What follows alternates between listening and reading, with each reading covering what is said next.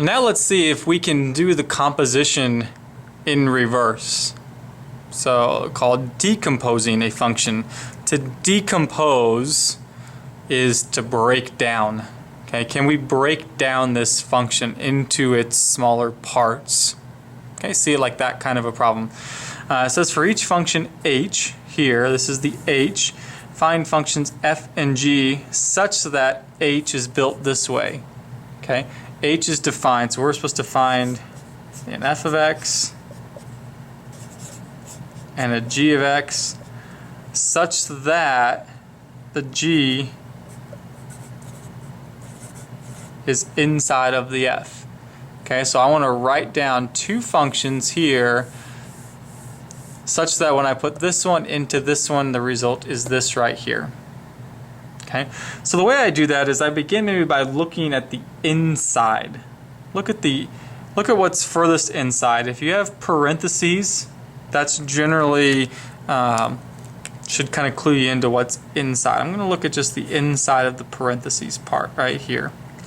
Inside of those parentheses is x squared plus 5. Okay, that would make the f function 2x squared. Okay, if I were to put x squared plus 5 right here for that x, the result would be 2x squared plus 5 squared. The result would just simply be this. So that's the decomposition into f and g of the h of x function. One more example, the exact same directions. Can we find the f and g such that h is defined to be f of g of x? So we want the f, we want the g. Well, here there are no parentheses being used. If there's no parentheses being used, I can't do it like the last one. Okay, but radicals are like parentheses.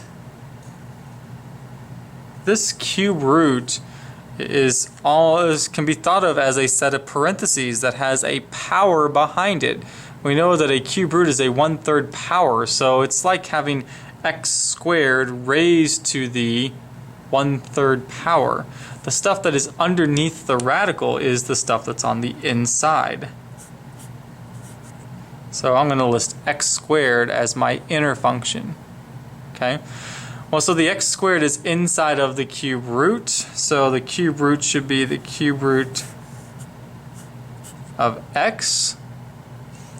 So now I'm thinking to get this term right here, I replace the x with x squared, so this goes into right there.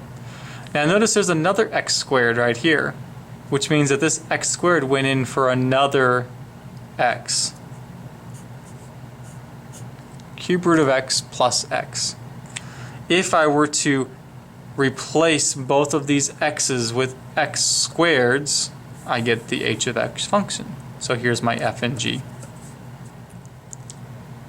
Shifting gears a little bit, we're going to talk about something a little bit different than this combining of two functions. We're going to start with relations. We've seen this word before, we've defined it before. A relation is simply a set of ordered pair points.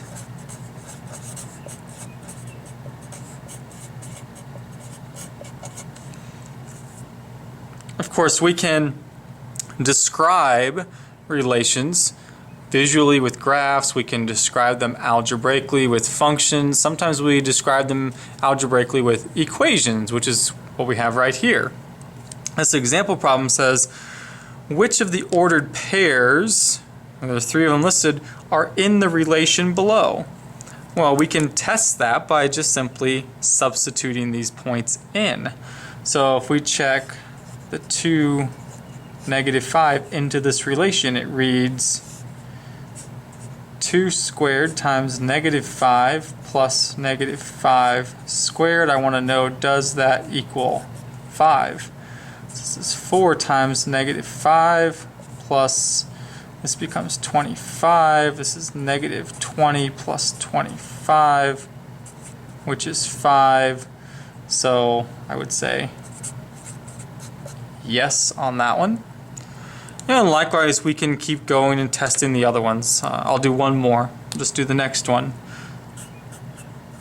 1, 3. So 1 in for the x, 3 in for the y. So I have 1 squared times 3 plus 3 squared. Does that equal 5? This is 1 times 3 plus 9. This is 3 plus 9, which is 12. So no, that one doesn't work. And likewise, we would test the last one. If you test the last one on your own, it does in fact check. It does equal 5. So the first and the last of these 3 order pairs are defined by this relation here. Implicitly defined functions, or maybe I should even say implicitly defined equations. We can sometimes define multiple functions implicitly, but like this itself is not a function, it's an equation.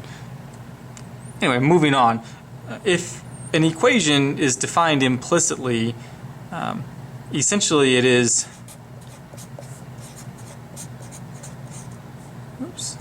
not solved for the y. That's it. If you look at this equation down here, it doesn't say y equals. X squared plus y squared equals. Okay? This is an implicitly defined equation as opposed to explicitly. If it was explicit, it would say y equals. Okay?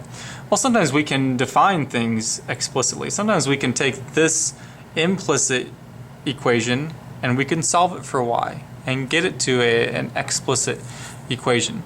Well, so let's see. First of all, let's take this and just graph it. You might recognize this equation. Hopefully you do from the end of a second year algebra course. This is the equation of a circle centered at 0, 0 with a radius of 3 units. Do my best to draw a circle.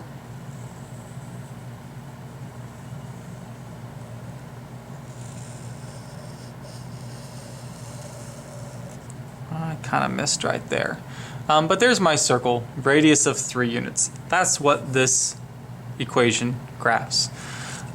Oftentimes we are going to be asked to find the functions implicitly described by this equation. So in other words, could we solve this for y?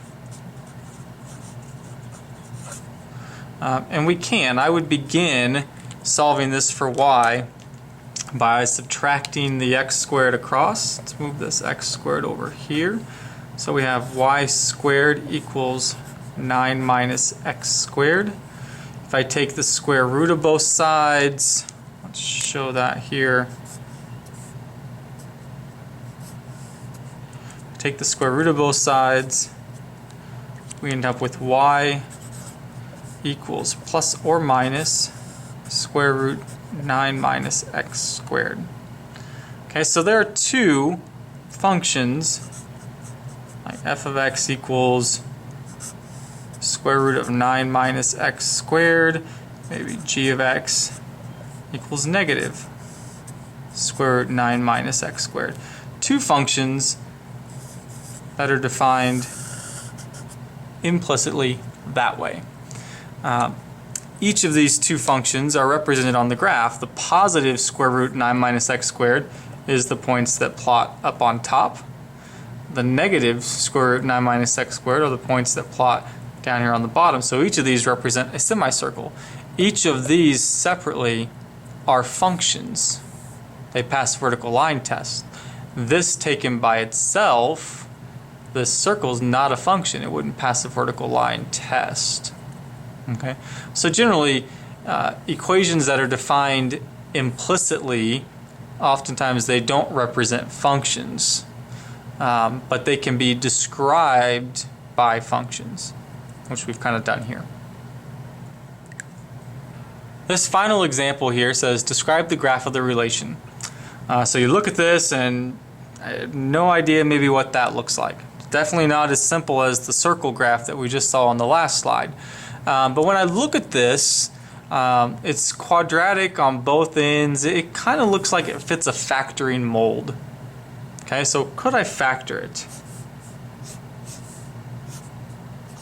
Maybe 2x and 2x multiplies to be 4x squared. Y and y multiply to be y squared. Outside is 2xy, inside is 2xy. They combine to be 4xy. So yeah, it factors and it happens to be a perfect square trinomial. 2x plus y squared equals 4. Okay, so that's great. We can factor it. If I can factor it, I can get rid of the square here. So I square the other side. We end up with 2x plus y equals plus or minus 2. Move the 2x over, I get y equals negative 2x plus or minus 2. Okay, so what do we have then? We have y equals negative 2x plus 2 and y equals negative 2x minus 2. And what are we looking at? These are lines. They're parallel lines. Same slope, different y-intercepts. I can identify this as two parallel lines pretty easily. Up here, the original problem, I couldn't identify that as two parallel lines. But once I solve for y, it becomes very clear what that is. The negative 2x plus 2, here's plus 2, negative 2 slope, looks like this. So, negative 2x plus 2. The negative 2x minus 2 starts there at negative 2, also has a negative 2 slope.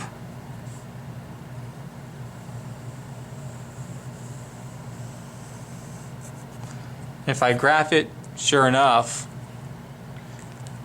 this will be described as two parallel lines.